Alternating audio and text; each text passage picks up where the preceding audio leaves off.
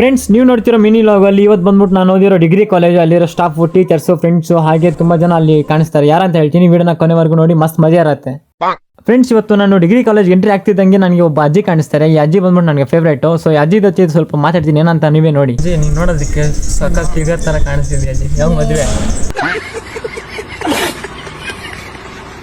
ಅದೆಲ್ಲ ಆದ್ಮೇಲೆ next bro ಸಿಕ್ಕಿದ್ರು. ಬ್ರೋ ಹತ್ರ ಥ್ಯಾಂಕ್ಸ್ ತಗೊಂಡು ಮತ್ತೆ ಅಲ್ಲಿಂದ ನೆಕ್ಸ್ಟ್ ಹೋಗ್ತಿರ್ಬೇಕಾದ್ರೆ ನಮ್ಮ ಹುಡುಗರು ಕಾಣಿಸಿದ್ರು. ಅವ್ರ ಹತ್ರ ಒಂದು ಮಾತಾಡ್ಕೊಂಡು ಮತ್ತೆ ಒಂದು ಸೆಲ್ಫಿ ಇಟ್ಕೊಂಡು ಮತ್ತೆ ನೆಕ್ಸ್ಟ್ ಕಾಲೇಜ್ ಕಡೆ ಹೋಗ್ತಿರ್ಬೇಕಾದ್ರೆ ಸ್ವಲ್ಪ ಜನ ನನ್ನ ಫೈಂಡ್ ಔಟ್ ಮಾಡಿ ನನಗೆ ಥಮ್ಸ್ ಅಪ್ ಎಲ್ಲ ಹೊಡಿತಾರೆ. ಮತ್ತೆ ಅಲ್ಲಿಂದ ನೆಕ್ಸ್ಟ್ ಕ್ಲಾಸ್ಗೆ ಹೋಗ್ತಿರ್ಬೇಕಾದ್ರೆ ಸ್ವಲ್ಪ ಜನ ನಿಂತ್ಕೊಂಡಿದ್ರು.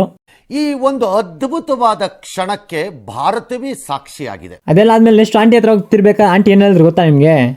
ಮಂತ್ ಆಡ್ಬಿಡ್ಲ ಅವ್ರ ಮಗು ಲೆವೆಲ್ ಇಲ್ಲದೇಣ ನೋಡ ಮಗು ಓದ್ತಾ ಉಂಟಾರ ಜನ ಎಲ್ಲ. ನೀನು ಈಳಷ್ಟೇ ಇಟ್ಲು ಬಾಲೈపోతా ನಮ್ಗೆ ಇವ್ರು ಕೆಲಸ ಮಗು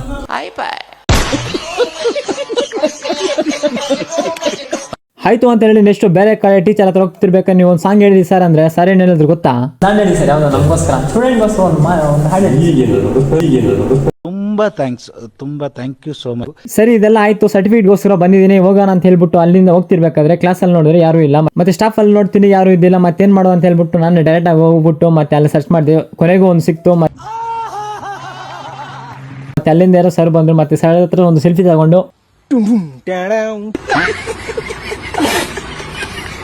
ಮತ್ತೆ ಅಲ್ಲಿಂದ ಬರ್ತಿರ್ಬೇಕಾದ್ರೆ ಅಜಿತ್ ಸ್ವಲ್ಪ ಫನ್ ಮಾಡ್ಕೊಂಡು ಕೊನೆಗೂ ಅಲ್ಲಿಂದ ಬೇಲ್ಪುರಿ ಕೊಟ್ಟು ಮನೆಗೆ ಬಂದೆ ಗೈಸ್. ಈ ದಿನದ ಕಥೆ ಇಷ್ಟ ಆಗಿದೆ. ಮುಂದಿನ ವಿಡಿಯೋದಲ್ಲಿ ಮತ್ತೆ ಸಿಗೋಣ.